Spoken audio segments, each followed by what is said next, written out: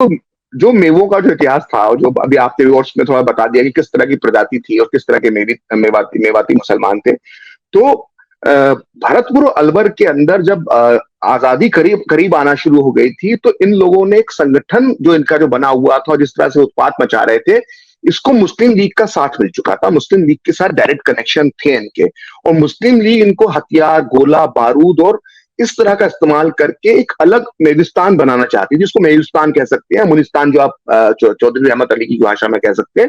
लेकिन मेविस्तान जी। उस वक्त प्रश्न एक प्रश्न में था। ऐड कर दूं इससे पहले हम आगे बढ़े 1947 में कि जी यहाँ पर ही तबलीगी जमात ने अपना काम शुरू किया था बिल्कुल 1925 में, बिल्कुल।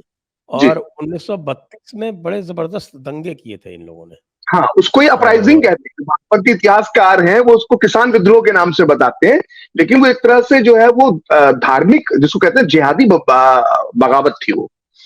जी हाँ, जी हाँ, जी हाँ।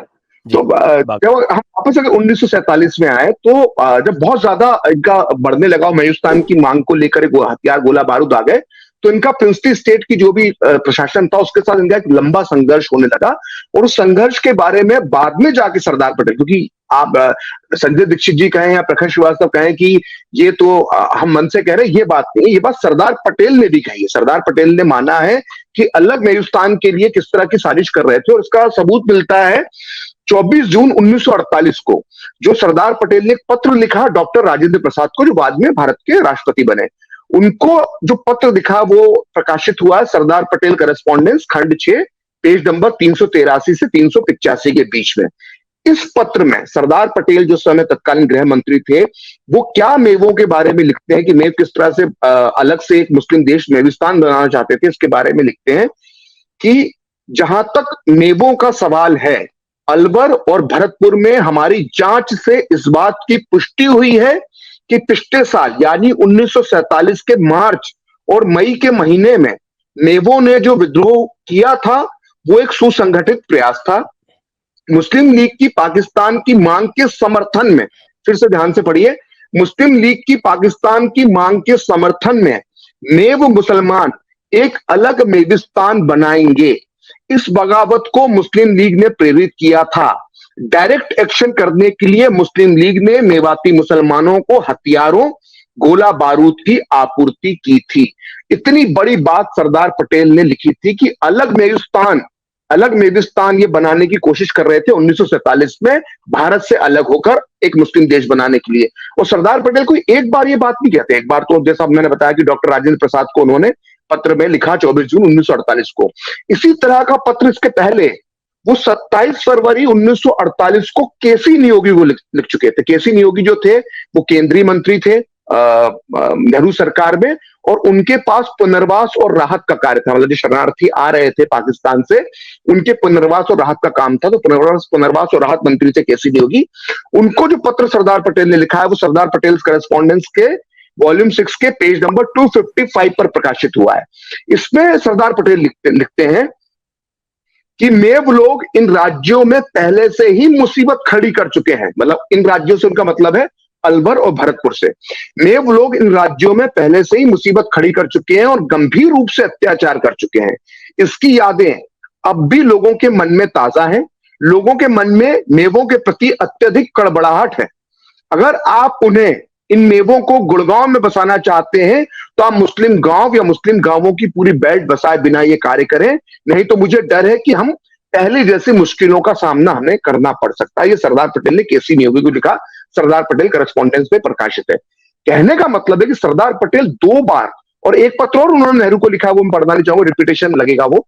नेहरू को एक पत्र और बाद में भी लिखते हैं कि ये अलग हिंदुस्तान बनाने की मांग कर चुके हैं, ये भरोसे के लोग नहीं है। उनका मंतव्य यही था सरदार पटेल का। इसलिए वो चाहते थे कि उनको बसाने के पहले ये ध्यान रखा जाए कि कोई इनका एक घेटो या इनका कोई एक इलाका ना बन जाए। तो ये इस तरह का प्रवृत्ति थी इनकी 1947 के पहले। संजय जी। जी बिल्कुल, ये तो बात स्पष्ट है। और जी बाद में इनको जो है भरतपुर के महाराजा बच्चू सिंह जी ने इनको खदेड़ा भी वहां से, हम्म, और बहुत सारे लोग जो थे, बल्कि पूरे के पूरे मेव जो थे वो पाकिस्तान जाने के लिए तैयार थे। बिल्कुल तैयार। और उसके बाद फिर कुछ ऐसा हुआ जी कि कुछ तो चले गए और काफी हम्म, कुछ रह गए। जो चले गए थे वो भी वापस आ गए।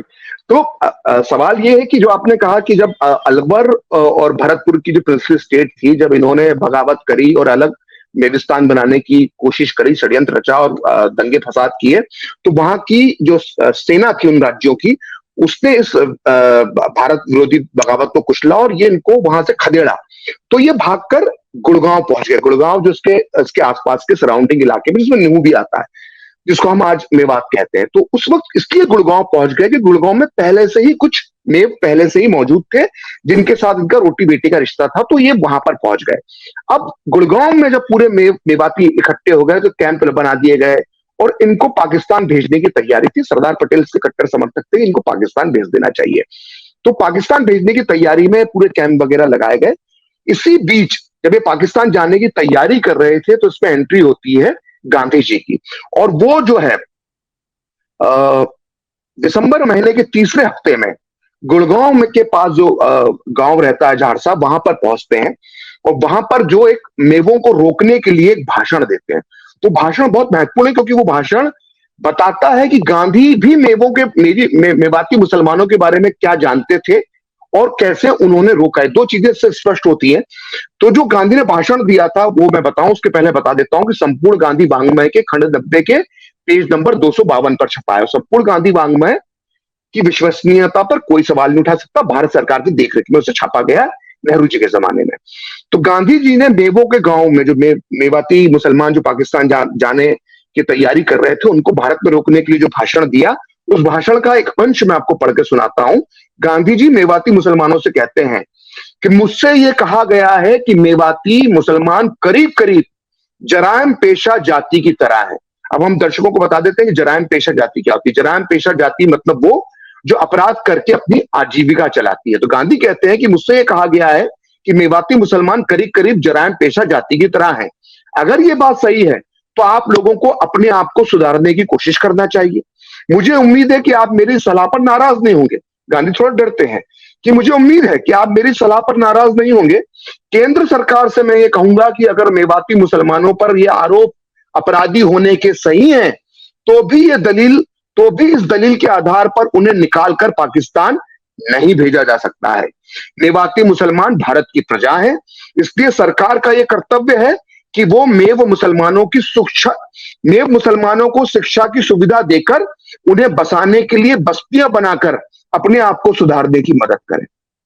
तो गांधी ने माना और ये उनके मुंह पर कहा कि अब जरायम पेशा जाति हो, लेकिन फिर भी आपको पाकिस्तान, फिर वो केंद्र सरकार नेहरू सरकार से कहते हैं कि फिर भी इनको पाकिस्तान नहीं भेजना चाहिए, इनको यहां बस्तियां बसाकर, मतलब गुड़गांव और उसके इलाके के आसपास बस्तियां बसाकर इन्हें शिक्षा वगैरह देकर इन्हें सुसभ्य नागरिक बनाने की कोशिश करना चाहिए। गांधी का विचार था। और उसी शाम को जब वो गुड़गांव से वापस दिल्ली आते हैं और दिल्ली में बिरला भवन में जो शाम को जो प्रार्थना सभा करते हैं, उस प्रार्थना सभा में जो कहते हैं वो संपूर्ण गांधी वांग्मय के खंड 90 के पेज नंबर 254 पर दर्ज है। उस दिन उन्होंने उस शाम को अपनी उस सुबह की जो विजिट थी गुड़गांव की, उसको दोहराते हुए कहा कि ऐसा कहने से तो काम नहीं चलेगा कि मेव मुसलमान गुनाह करने वाली कौम है। गुनाह करने वाला कौन है और कौन नहीं, ये कौन जानता है? क्या जो गुनाह करते हैं, क्या उनको आप भारत से बाहर निकाल देंगे, यहां से निकाल देंगे या मार डालेंगे? तुम तो यहां से चले जाओ, ये कहने से काम नहीं हो सकता। इनको यानी मेवाती मुसलमानों को तो सुधारना चाहिए, उन्हें अच्छी शिक्षा देना चाहिए, जो शराफत का रास्ता है वो इन मेवाती मुसलमानों को बताना चाहिए। तो गांधी जो थे वो इस तरह के विचार रखते थे और गांधी के इस दबाव की वजह से जो मेवाती मुसलमान थे वो पाकिस्तान नहीं गए और भारत में रह गए। और गांधी का ये मानना था कि ये जरायम पेशा हो सकते हैं, लेकिन इन्हें शिक्षित किया जाए, इन्हें बस्तियां बसाई जाए तो ये सुधर जाएंगे। अब गांधी जी ने जो कहा था 75 साल में सरकारों ने उतनी कितनी कोशिश करी, इनके लिए क्या सुविधाएं दी, वो मुंह में जाके देख सकते हैं। स्कूल भी है, कॉलेज भी है, उसके बाद भी ये लोग कितना सुधर गए और सुधरने के बाद किस तरह का पथराव होता है, ये सब हमने देखा है।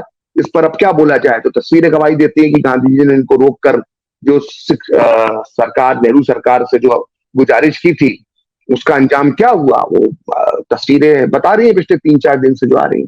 इसमें कुछ बताने के लिए जैसा कुछ उसका परिणाम सभी भुगत रहे हैं, उस क्षेत्र के लोग भुगत रहे हैं। जी और जो यहाँ से चले गए थे उनको भी वापस लाने के प्रयास हुए। बिल्कुल।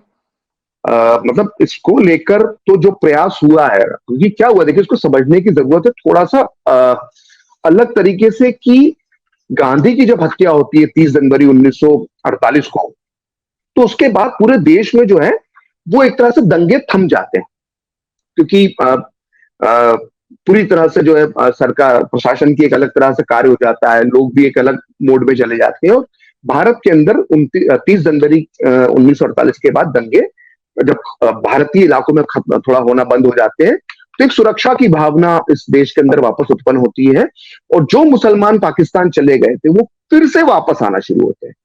मतलब ये सौभाग्य जो है वो यहाँ के, अब कह ले, अब तो खैर दुर्भाग्य कहलाता, जो शरणार्थी भारत आ गए थे वो पाकिस्तान कभी भी वापस नहीं जा सकते थे, लेकिन भारत से पाकिस्तान गए मुसलमानों को ये विशेष सुविधा हासिल थी इस देश में उस वक्त की सरकार के द्वारा, कि वो वापस भारत आकर अपनी संपत्तियों पर बच सकते थे। तो 30 जनवरी के बाद जब स्थितियां सुधर जाती हैं, तो बड़ी तादाद में जो है वो पाकिस्तान गए मुसलमान वापस आना शुरू होते हैं, और उनमें मेवाती मुसलमान भी शामिल होते हैं। और तब सरकार के सामने ये मुद्दा आता है उस वक्त कि मेवाती मुसलमानों को कहां बसाया जाए, गुड़गांव बसाया जाए या वापस इनको भरत और अलीपुर अलवर की रियासतों में बसाया जाए। इसको लेकर एक लंबी चर्चा होती है। इस चर्चा में शामिल जो लोग हैं उसमें पंडित जवाहरलाल नेहरू जो देश के प्रधानमंत्री थे, उसमें सरदार पटेल शामिल हैं जो देश के उप प्रधानमंत्री और गृह मंत्री थे। इस चर्चा में डॉक्टर राजेंद्र प्रसाद शामिल हैं जो बाद में राष्ट्रपति बने। आचार्य विनोबा भावे मेवों को बसाने की कोशिश में लगे हुए थे, जो बड़े गांधीवादी नेता थे जिन्होंने इमरजेंसी को अनुशासन का पर्व कहा था। तो इस तरह के बड़े बड़े लोग इस मेवाती मुसलमानों की समस्या से जूझ रहे थे। उस वक्त जो पत्राचार हो रहा था, किस नेता के क्या विचार थे, इस पर मैंने रिसर्च करने की कोशिश की है, और अपनी पुस्तक हे राम में भी कई जगहों पर इसका उल्लेख आता है। तो यहां तक इन मेवाती मुसलमानों को लेकर इस कदर विवाद सरकार के अंदर हो गया था कि सरदार पटेल ने मेवाती मुसलमानों को बसाने के विरोध में अपने इस्तीफे की धमकी तक दी थी। और वो क्या था पूरा माजरा, क्योंकि हम ऐसे बात करेंगे तो उसका कोई ओर छोड़ नहीं रहेगा, तो थोड़ा संदर्भों, तथ्यों, तर्कों और सबूतों के साथ हम चर्चा करें। तो जब मेवाती मुसलमानों को लेकर भारत में आ रहे थे, तो पहला जो सरदार पटेल अपना रुख स्पष्ट करते हैं वो 15 अप्रैल 1948 को स्पष्ट करते हैं।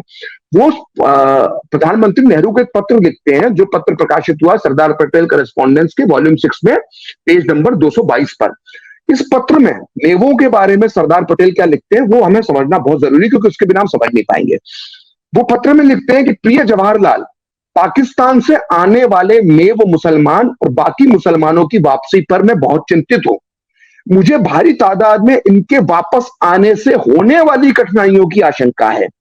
वर्तमान में बापू की मृत्यु के कारण लोगों की भावनाएं शांत हो गई हैं, लेकिन यदि इन लोगों को वापस प्रवेश करवाया गया तो उसकी वजह से आग लग सकती है और हम उस आग पर काबू नहीं पा पाएंगे। तो उन्होंने सीधे सीधे कहा कि अगर इन मेव मुसलमानों को फिर से अगर आते हो, फिर से हम इन्हें बसाते हैं, तो ऐसी आग लगेगी जो देश अभी शांत है कि हम इस आग को बुझा नहीं पाएंगे। सीधे सीधे अपने प्रधानमंत्री नेहरू को वो पत्र लिखकर बता देते हैं।